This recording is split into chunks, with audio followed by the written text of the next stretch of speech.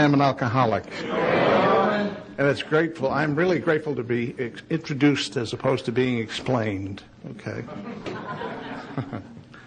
I'm also grateful that I woke up on this side of the grass this morning. I didn't come to, but I'm glad to be here.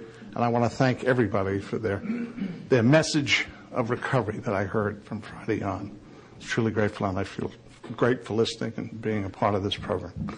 Now, the good part of what I have to say this morning pertains to this gentleman on my left over here. If I knew better, I would have gotten a dark coat so we could all been in sync, really. In a sense. I'm the only one wearing a horse blanket, I guess. I heard Sandy B speak on a couple of occasions. I don't remember where. I don't remember when. But I remember what he said. Okay? That's pretty good for me because I have a hard time remembering my name at times. Okay? And you're going to be thoroughly, thoroughly enjoyed with this message of recovery. I give you my good friend, Sandy B. Thank you, Lord.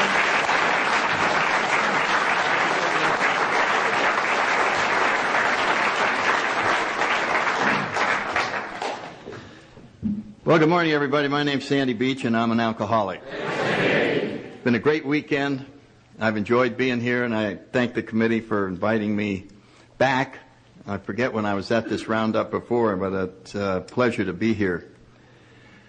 Let's see, I got sober on December 7th, 1964, and I've had the same sponsor since that day to now.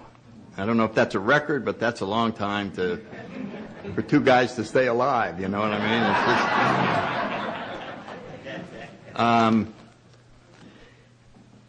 I've been very lucky to have this guy in my life. And if you're new, you want to make sure to get a sponsor. It's like getting a guide, because AA is the world's largest lost and found department. And if there's anything that describes us when we're new, is we're lost. We haven't got a clue.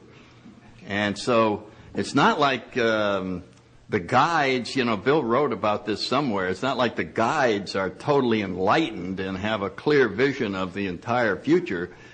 It's just that the half-blind are leading the totally blind. And somehow we're following the next person up there, and it all seems to turn out the way it's supposed to. So I feel really great about that. And I decided this morning not to tell my story. I hear it so much that I'm just going to talk to those of you that may be new. I'm just going to share how this spirituality was put inside of me and how it came about. I am an alcoholic, in case you are new. I did drink excessively and ended up in the Marine Corps and in the nut ward and had the DTs and convulsions and malnutrition, and miraculously got sent to AA and then got my sponsor, and life has just been an entirely different life. And I think the beginning of spirituality for me occurred probably when I had about 2 months or 3 months. And my sponsor said, well, we've got the not drinking and going to meetings, and we got all that going along, but let's just sit down and we're going to talk a little bit about some other things. And I said, all right, okay. And he said, now let me see if I understand this. Do you pray a lot? And I said, no, I'm not into that at all. No praying. Don't like that. Well, do you think about God a lot? No, I don't think about God. I stopped doing that a long time ago. Well, do you do a lot of spiritual reading? No, not into spiritual reading. Not into that at all. What about meditation? Have you tried that? No, don't like. I don't even like the name. Don't even like the idea about that. He said, well, let's see. How's it going?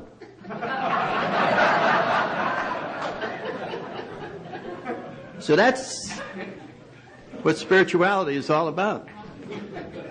How's it going? And that's what AA and sobriety gets us to look at, is how is it going? You know, like totally honest. Could you get totally honest with yourself and say, how is it going? And if you get honest, it's not going very good. It's really bad. And of course, that's the beauty of Alcoholics Anonymous. The emphasis is not on trying to convince us of the existence of God. That's for religions to do. What AA does is convince us of the need for God. And once we acknowledge that, the doors start to open. And so I started thinking about how bad things really were, that I was uncomfortable in my own skin, that I had used alcohol to fix the problem that I had. And so alcohol was not the problem, it was the solution. And now the solution had been taken away from me, so now I was going to be permanently uncomfortable. You know what I mean? I mean, going to meetings and not drinking made me feel a little bit better, but it wasn't making the dramatic change that I had seen in people around me, and so I was attracted to whatever had happened to some of these other people. And of all the places that that we find answers, they come in some of the most unlikely spots. And I was looking back, and I would say that the prayer of St. Francis in the 12 and 12 under the 11th step was just an eye-opener when my sponsor explained it to me. So if you're new, I'm just going to focus on the first line in that and see if your evaluation of it was the same as mine was when I first heard it, because that prayer just starts out with, Lord, make me a channel of thy peace. So what do you picture when you see that? And I'm going to tell you what I pictured. I pictured, here I am, just a wreck, full of anxiety, all these things, and here's this vision that I have. Make me a channel of thy peace. So this channel opens up from somewhere up there, and all this peace flows into me, and I feel wonderful. And my sponsor said, well, that's close, but you have it exactly backwards. You have it exactly backwards. That's not what happens at all. You see, you are living in the self-centered, intellectual perspective. And that's exactly how it looks. But nothing in the spiritual world conforms to the intellectual world, and that's not how it is at all. And I'm going, oh my God, this is getting complicated. I just don't understand this. All we're talking about is a little channel, and now he's got me off into advanced something or other. And he says, well, look at the rest of the prayer. It says, I want to be a channel of your peace so that I can go out and bring understanding and bring love and bring comfort and bring peace, so that I can go out and take care of all other people that I may run into. And he said the channel comes from inside of you out. That's what you had the energy completely reversed. You thought you needed something. You don't need anything at all. You already have it all inside, and it's been locked in there through your character defects. It's been blocked, and that's why we have these steps to open that channel, so that all of this can come out, and you can allow this infinite supply of peace and love that's already inside of you to get out. And you're going to find the greatest joy in the world of just spreading this. And I remember going, well, it doesn't feel like that. It feels like there's nothing inside of me. It feels like I'm empty, and if I ever open this up and let whatever little was in there, I had the picture that I was like a balloon, and and then I was going to go and just be flat. And so it took a leap of faith to understand this is what he was talking about. And for me, the most amazing place to find all of this information in our big book, this is my favorite chapter, the chapter to the agnostic. I think it's the most spiritual chapter in our big book, and I remember when my sponsor gave me my big book, I had no intention of reading it. I already knew what my problems were. I knew what the answers were. I had known it all my life, so I didn't need to be bothered with, details, but he was dead serious about this book. And so I knew I wanted to make him convinced that I had read it, and I remember taking it home and pushing the pages and make them look like they were worn, and I got magic markers and just scribbled around, little things, and put the coffee cup and made coffee stains, and it looked like let a cigarette burn out on a page, and it just looked like this book had been just devoured. And while I was skimming through, I saw this chapter of the agnostic, and I didn't read it, but some of us know what's in stuff without reading it. I know that there may be some of you here that, and you just go, oh yeah, that's the chapter for us agnostics, and that's where we stay sober, and then all the rest of the people read the rest of that stuff, and the steps and all that. So when I get with it, I'll be getting that chapter, and I'll be learning how agnostics stay sober when I read that chapter. And, of course, it was quite a bit later when I actually got serious about all this and got into that chapter. And if you're new, I can tell you what the chapter says in 3 words. It says, change your mind. That's what the chapter says. If you're an agnostic, become a former agnostic. That is what it says in there. And it really helps. I mean, this is why AA is so practical in terms of spiritual things. Because it starts out, this is where I get my definition of the disease of alcoholism out of the chapter of the agnostic.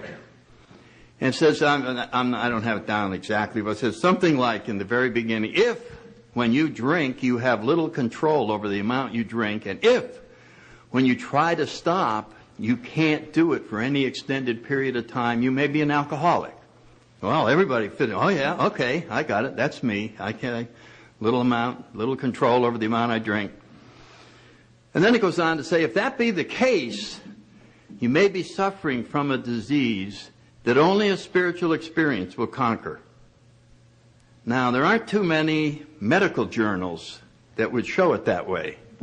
You know what I mean? Like back in the appendix of all the diseases on the planet are those that only a spiritual experience will conquer.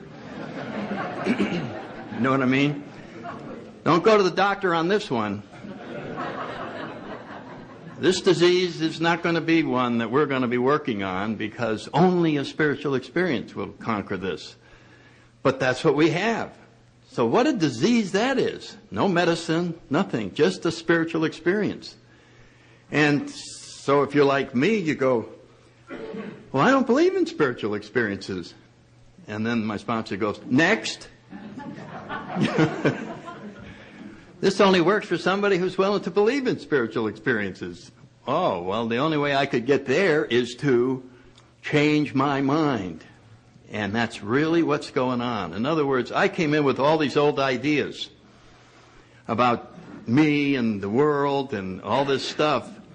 And none of it involved having a spiritual experience. And suddenly I have a disease that only a spiritual experience will conquer. And I'm up against it. I'm really up against it mentally. And then the chapter goes on to say, to be doomed an alcoholic death or to live on a spiritual basis are not easy alternatives to face. Now, if you don't think that's a funny line, think about that line. To die an alcoholic death or to live on a spiritual basis are not easy alternatives to face. Why is that so funny? Because when we're new, it's like we're on a quiz show and they bring us up and they go, we got 2 doors and you have to choose one. You ready? Die an alcoholic death or live on a spiritual basis. Oh, man. Whoa. That's it? You know what I mean? There's no door 3. Just coast along like I've been doing. And you almost feel like sneaking out and getting on the phone, calling up a doctor. Listen, doc, a friend of mine's curious about this. How bad is an alcoholic death?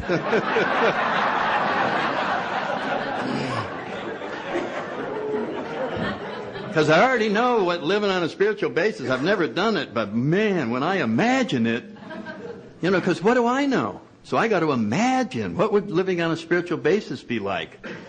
So what do I have? What are my role models? And I think the biggest role model I have is Mother Teresa.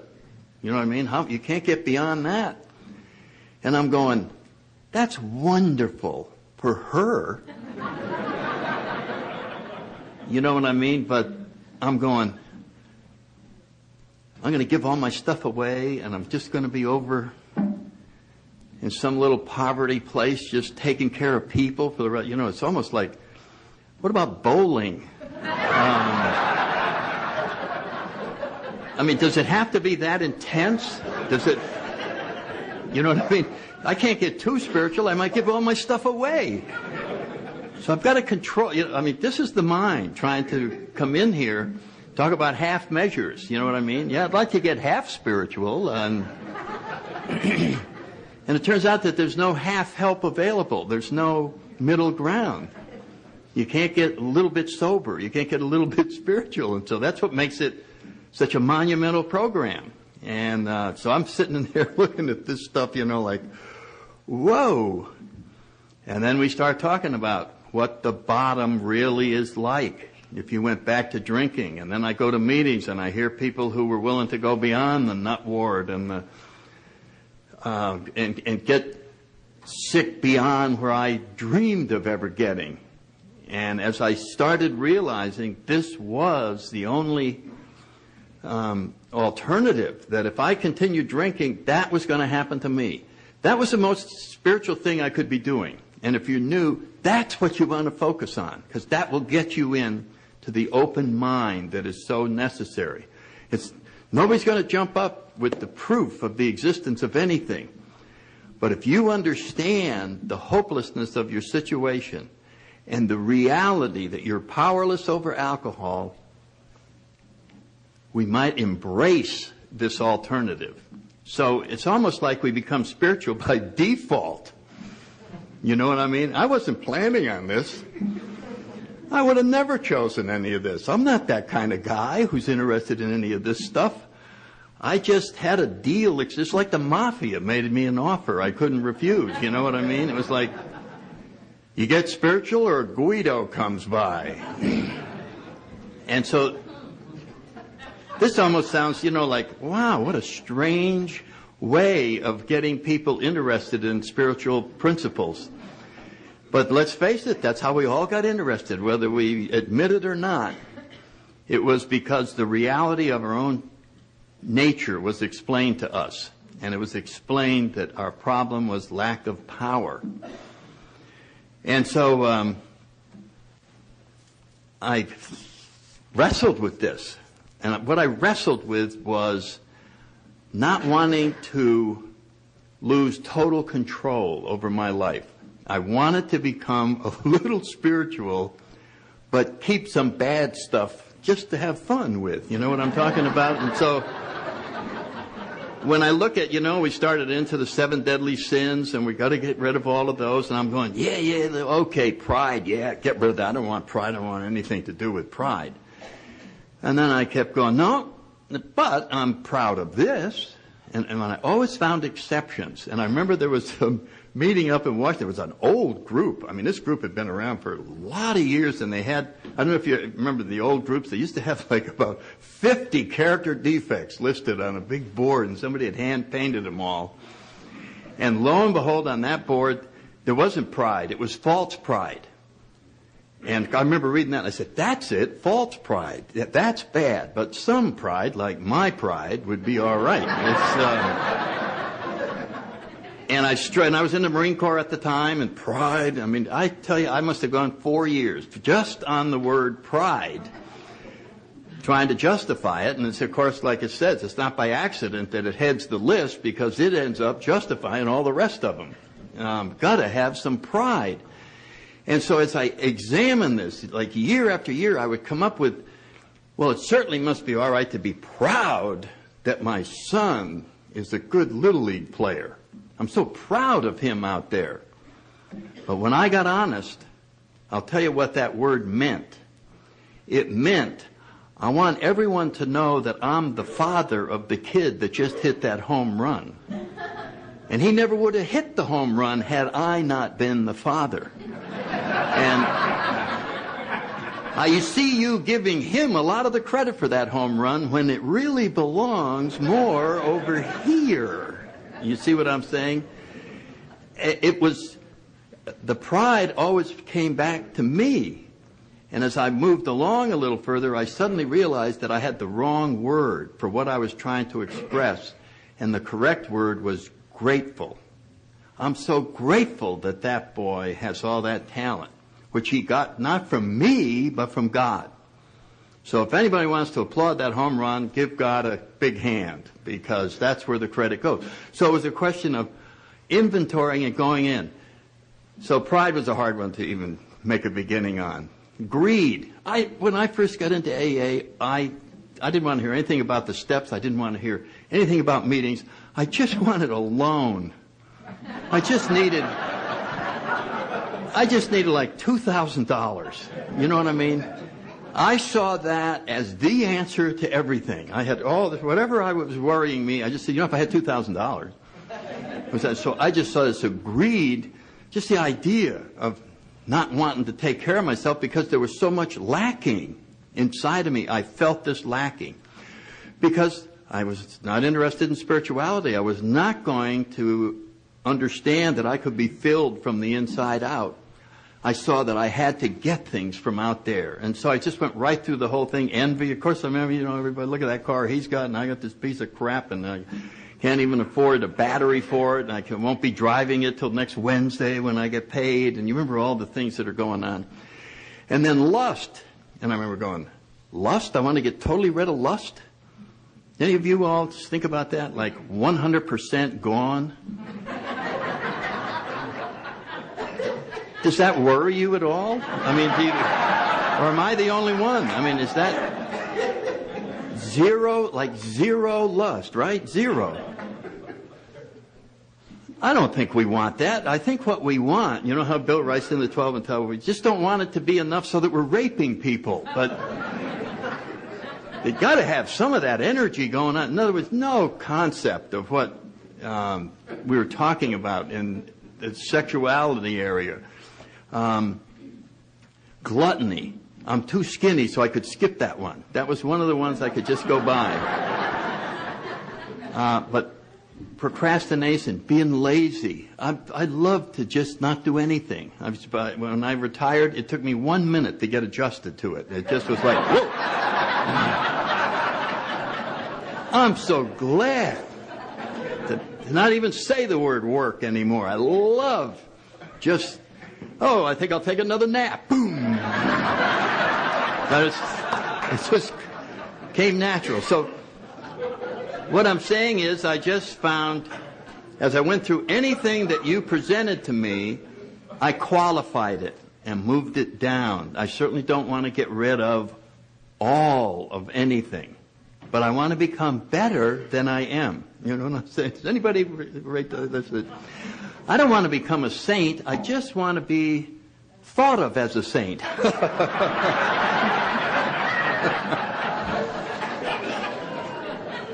I don't want to be honest. I want to have a reputation for being honest, and then people will deal with me in business, and I can take care of them as appropriate. You know what I mean? I'll be honest most of the time, but man, if we're not making our quota, we got to get in there.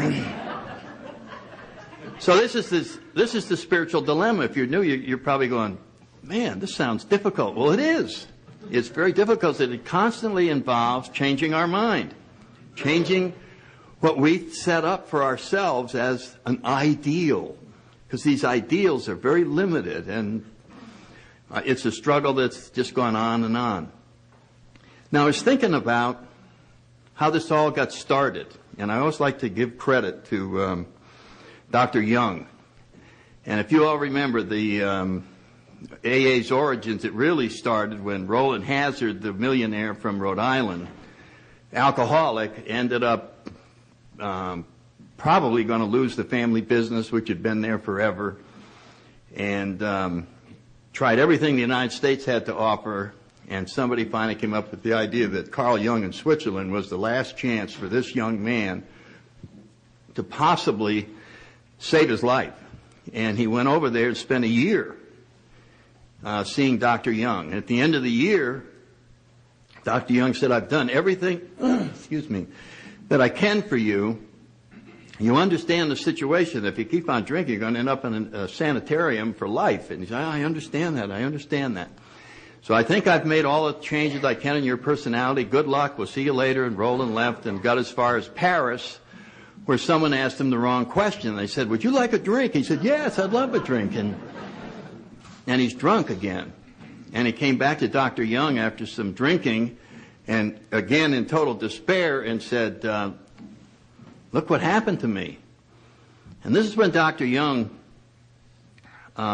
just said the most humble thing I can imagine for the world's greatest psychiatrist, talking with this millionaire.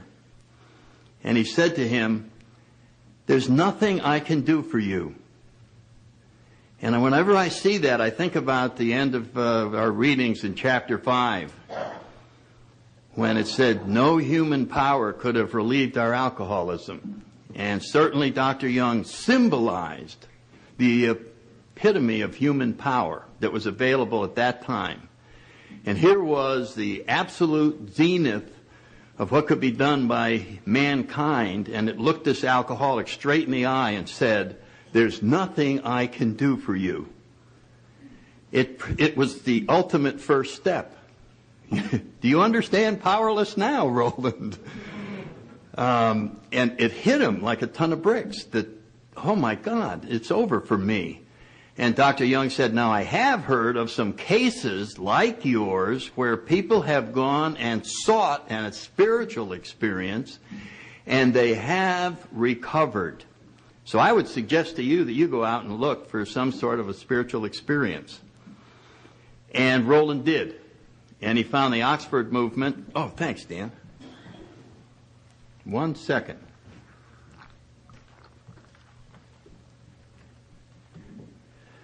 And he found the Oxford movement and got sober because it had all the principles that AA was to adopt. And of course, it wasn't long after that, then the second character that got the message to Bill, Ebby Thatcher, came, got drunk one last time up in Manchester, Vermont, and they finally were sick of him in the town. He had already driven his car into a farmhouse, and if you remember the story in the big book, and asked the lady for a cup of coffee when the car reached the kitchen.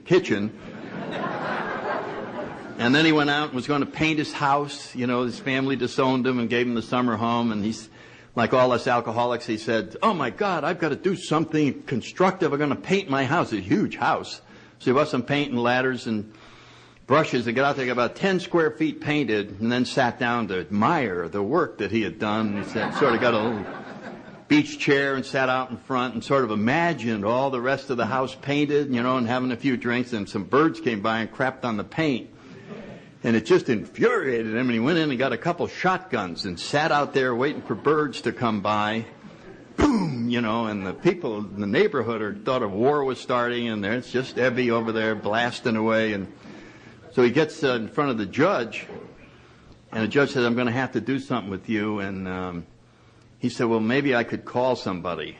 And Roland Hazard was up in Manchester doing some Oxford work. And the judge released Ebby, who they had known each other, in his personal recognizance, and he whisked him off to the Oxford group.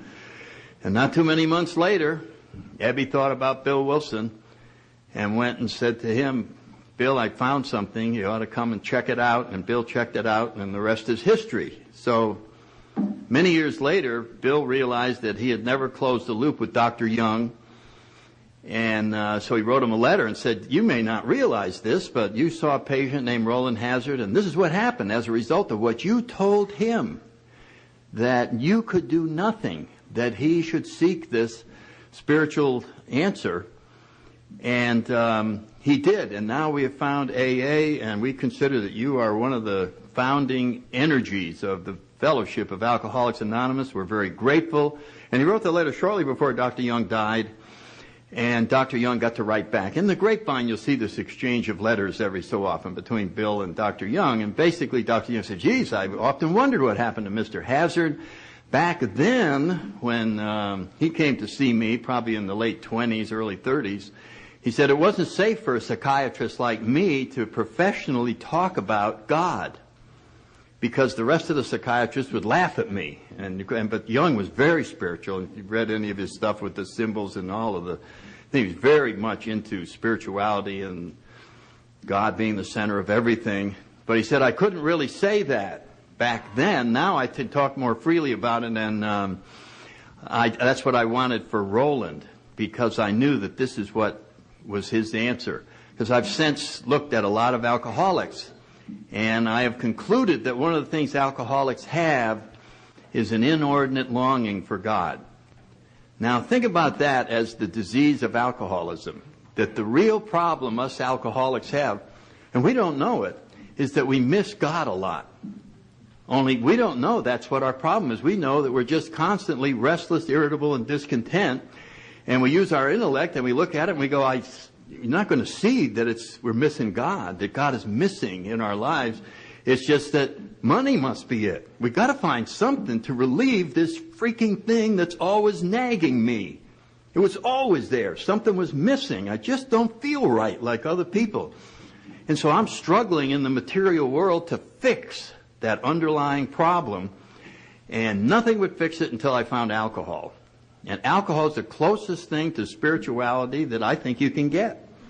It is almost identical to spiritual experiences. Suddenly, a power greater than ourselves fixes us from the inside out. Nothing out there changes. Nothing. You don't get any money. No, the world doesn't change. Nothing, except we live in a different world. We're at peace with ourselves. We really have found an answer. Unfortunately, vodka is not a loving higher power and does not have our best interests at heart, but it shows how we were struggling with a problem we could never put our finger on.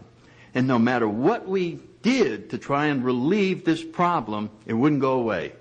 You can talk to AAs who came in and became incredibly successful financially and ask them, did that fix that underlying problem that you had? And they said, no, I was thinking of committing suicide on my yacht. I was thinking of committing suicide on my yacht. Get in incredible physical shape.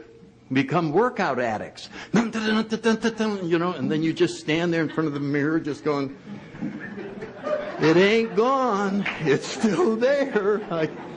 Get on the health food diets. Get on whatever it is. Get the perfect relationship. Oh, it couldn't be better. But then when you're alone, you're just going, God, I still have it, whatever it is. It's just not fixed. I need to fix something. And that's when we get to the last part of that thing in chapter 5. And this is the part that I think is that last sentence of what I was talking about, that no human power could have relieved our alcoholism. And then the next line, but God could and would if he were sought. Now, if you're new, I'll guarantee you this is what you just heard me say, that God could and would. That's what you just heard me say. You didn't really sink in if he were sought. That little part just did. It was almost like, oh yeah, God could and would. Thank you, God. I'm here. I'm in the program, and I'm just going to meetings, and I'm not drinking this, and I'm in God's hands. Boy, is it great. And then nothing seems to happen. And so maybe we got to focus in on a word that's right in there, and it's called seeking, which is exactly what Dr. Young told Roland Hazard. Go seek a spiritual solution to your problem. And he did. And he found it. And so, I don't know where I came up with this, but this is in my mind the evolution of seeking as I experienced it in my life. And the first time I ever remember seeking was in grammar school, hide and seek. Okay, somebody hides, Remember the first time you played that? You said, what's the game? Hide and seek. Okay, so one guy hides, and then what do? You seek. What's that? You find him. Okay. You remember how hard you looked? It was just like, I know where you were totally focused. It was just like, I mean, it was zooming, because you wanted to be the one to find it, whoever this was. It's over here, it's over here, it's over here. You weren't thinking about anything else. You're just like, And the next time I remember getting involved with that was Easter. And my mother would hide the Easter baskets for my sister and I. And then she'd say, and we go, can we start? Like we're going to really focus on this. And go. And then I go, and I'm just... But even there, with all that candy that I could hardly wait for, if it went more than like 30 minutes, the seeking power started to diminish. I said, can you give me a hint? Give me a hint? Give me a hint? Give me a hint? Am I warm? Am I warm? Am I warm? Am I warm? Because seeking takes a lot of energy to stay that focused. You know that? You know what I mean? And finally, oh, I got it. But this is, you can get the idea of what it is. And then the last example I remember was we had a golden retriever when I was probably 12 or whatever, and had him for years and years, and he ran away. I don't know if you ever had your favorite dog run away. But I looked for that dog really hard and for a long time. I mean, I looked for that dog. I would go out in the woods and call his name 2 years after he had been gone. I'd go, maybe tonight I can find him. Maybe because I missed him so much. So there was seeking. Now we come in and we read chapter 5. It says, God could and would if he were sought. Now let's discuss some of the seeking that we've done. Here's a typical seeking day for us alcoholics. You ready? We start the day with a 24-hour day book on the toilet. Okay. But we're late today. We have a very important appointment, and God knows I might get a deal out of this, so we have to speed read it. Oh, yeah, that was cool. And if anybody asked us on the way out what we just read, I forgot. I was thinking about this. The end of the day, we get down on our knees and we go, thank you very God. And oh man, am I tired? Well, maybe I'll cut it short here. I'm very, very grateful. I'm very grateful. Well, out of 24 hours, we had somewhere around 63 seconds of seeking. So I don't know if that qualifies. I don't know if you even know if you could get in the dictionary under seeking with that. You know what I mean? No, that's not seeking at all. That's messing around. That's what that is. That isn't even seeking. And so I think I started looking at that and I just went, God, this is not that huge priority. And it's because it doesn't appear to be life or death like the dog was. It's like, I could delay seeking one more day and it really won't make that much difference. I could delay really trying to grow another day. And I believe that's why we have tragedies come into our lives. Everybody who's been sober has had things happen to them. Painful things, awful things. And if you looked at it in the big picture, it's just God sitting up there going, God, I love that wonderful Alice back there. I just want her closer to me, but I can tell she ain't going to get closer the way she is. I guess I'll just have to have this thing awful happen. And it doesn't make sense at the time. When I was sober 2 years, I went to a meeting every night. I did everything my sponsor told me, and I didn't get promoted in the Marine Corps, and I'm out. I had 14 years as a regular officer, 6 kids to support, go to a meeting every night, I'm out. And I remember going to meetings and people would say, anybody got a topic? Yes, I got a topic. And, you know, what's the topic? Getting thrown out of the Marine Corps. That's not really a good topic for AA. We don't remember that. Well, I don't care. I got thrown out of the Marine Corps. And I heard that stupid advice that you hear in AA where people they don't even listen to your problem. They tell you stuff like double up on your meetings, work with new people, say the Serenity Prayer, say the prayer of St. Francis. I wanted them to say, you were thrown out of the Marine Corps? Oh my God. Listen, I own this big corporation. I'm looking for a top executive with $65,000 a year in your own car. Be all right? Now that would be some spiritual help. I mean, you know, just tell me to say the Serenity Prayer. That's really helpful. You know, just.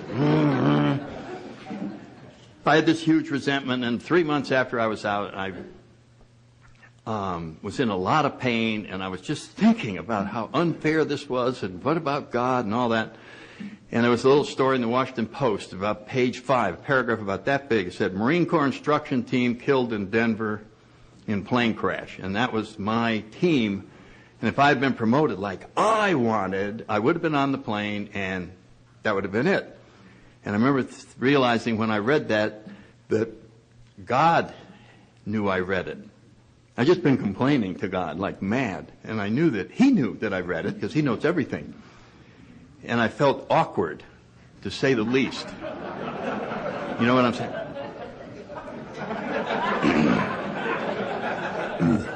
And so I said, well, if you just told me that was going to happen, I wouldn't have been complaining about all this stuff. And so here we are. See, this was all that the Chapter of the Agnostic and all that AA is trying to overcome our objections to our ego staying in charge. That's all spirituality is, and that's all the steps are. All the steps are is that we have all these obstacles called character defects that are blocking this channel, and none of this stuff can get out. So we have you can put a lie detector on most of it. Have you ever had any contact with God? No. And we'd be telling the truth. It's blocked. We can't have any contact. We shut it up and the disease cemented it. I mean, it just sealed it. So we're telling the truth when we say, no, I don't have any of this at all. And so that's what this is. We just got to pull all this stuff out of the way so that the channel can be opened again. And I remember just going, you want me to believe in this? You want me to believe that it's possible to be guided by God? You know, I'm going to turn my whole life over and blah, blah, blah. And I remember when I was 12 years old, I joined the Boy Scouts. Anybody ever joined that? And I only was in 1 year. And we went to the thing, and probably after about the 10th meeting, the scoutmaster got up and he said, this is a compass. And I'm going to explain how the compass works, and then you can keep it in your pocket, and if you're ever in the woods and you're totally lost, and if you don't find your way out, you're going to starve to death or freeze to death or whatever, but this compass will get you out. Because there's this big rock at the North Pole, and this needle will always point at that big rock, and it'll save your life. So all you do is turn your life over to this needle that's pointing at the big rock. Now, as a Boy Scout, I didn't say, big rock at the North Pole. You want me to turn my life, risk it entirely on the theory there's a rock at the North Pole that this needle is pointing? I just went, that's terrific. Put it in my pocket.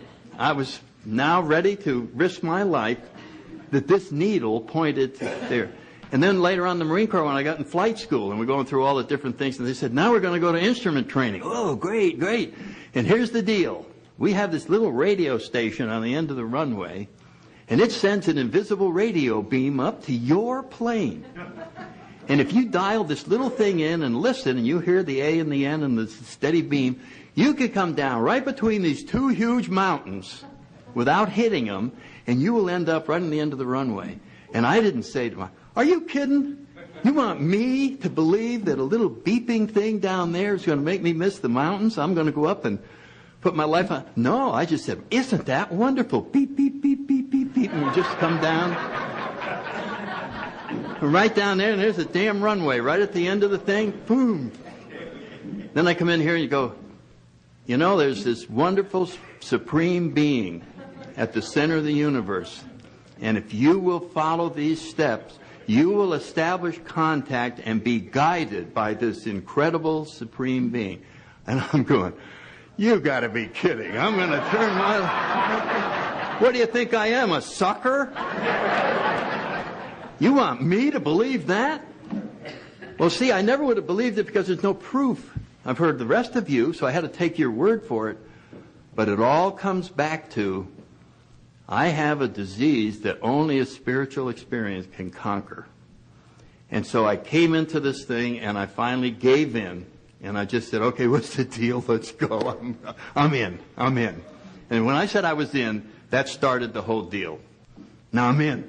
You know what I mean? Now, yeah, I'm going to do the deal. What is the deal? No more, well, I don't think so. I don't do that. And then, of course, results started happening. So if you're new and you've been studying the steps for years and nothing has happened, you can study them for 20 more years and nothing will happen. You have to do them. They only become visible when we do these things. And then we can see what prior to that was invisible.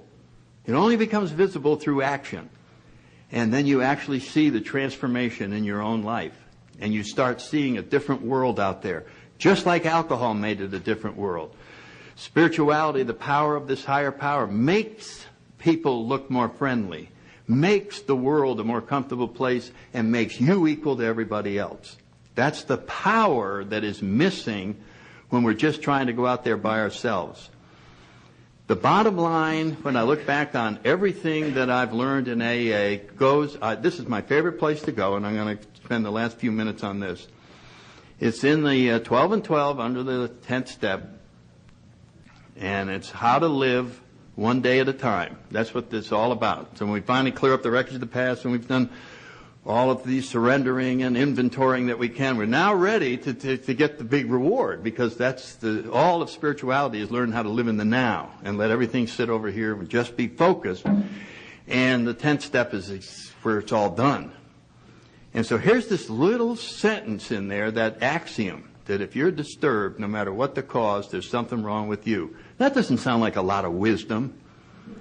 It's the most I've ever seen anywhere, that if you're disturbed, no matter what the cause, there's something wrong with you. Well, what's wrong with me?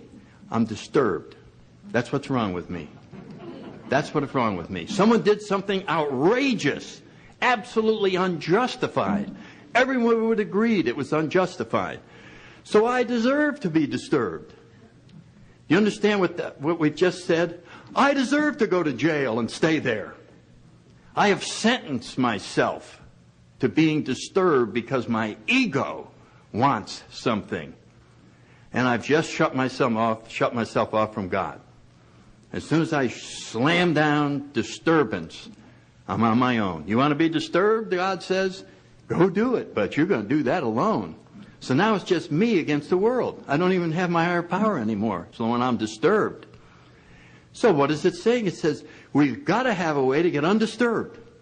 We've got to make being undisturbed our top priority.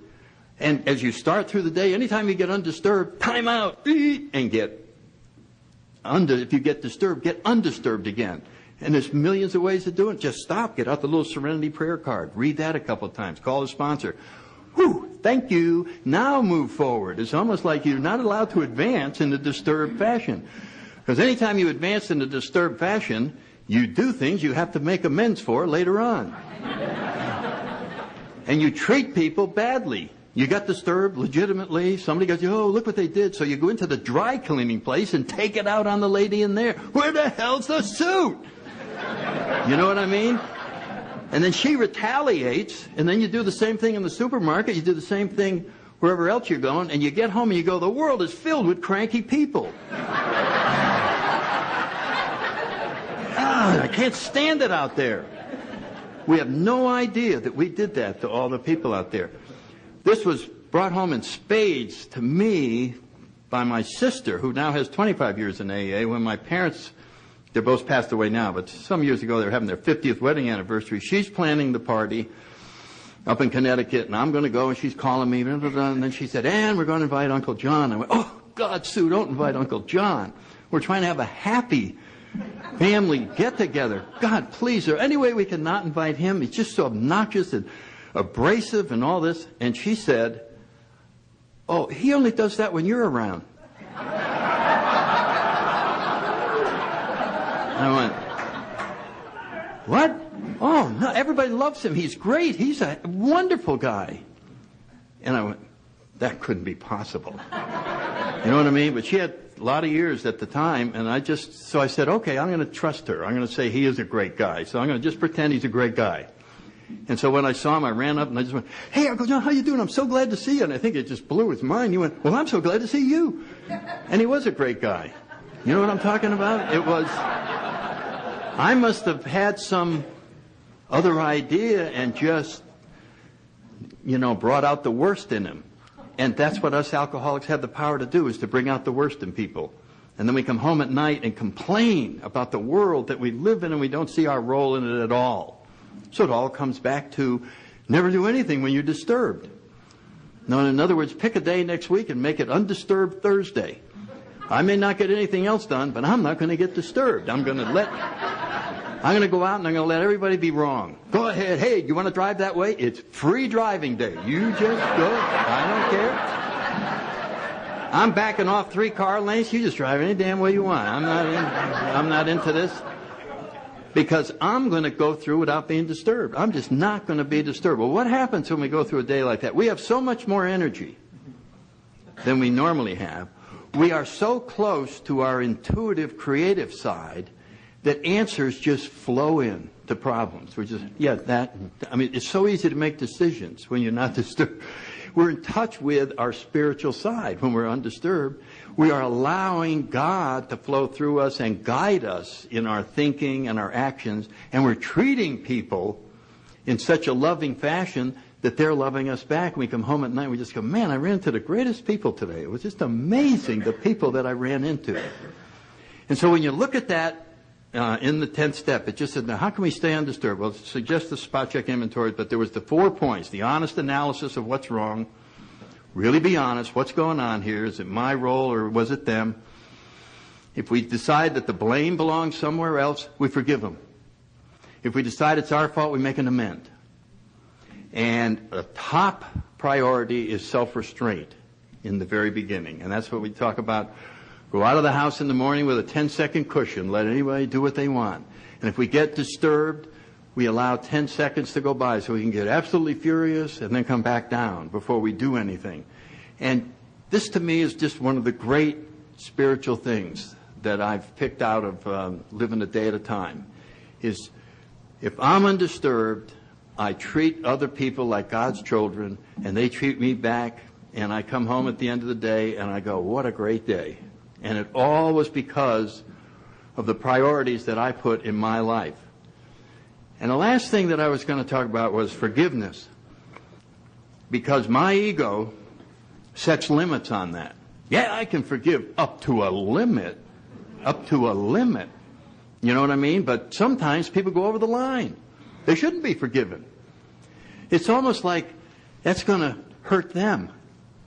The only person it hurts is me when I decide not to forgive. So I'm trying to go, has there ever been a teacher, has there ever been anywhere where they sort of gave us a clue as to what the limit might be? And I was thinking about a teacher that we had about 2,000 years ago, and they're nailing him to a cross, getting ready to kill him.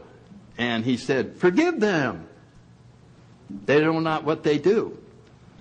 So in my scorebook, when something awful happens to me, it has to exceed being nailed to a cross and killed in order to qualify for not forgiving. Okay? In other words, I think that's sort of the standard. You have something that's worse than being nailed to a cross and killed, I'd go ahead and hold on to that one.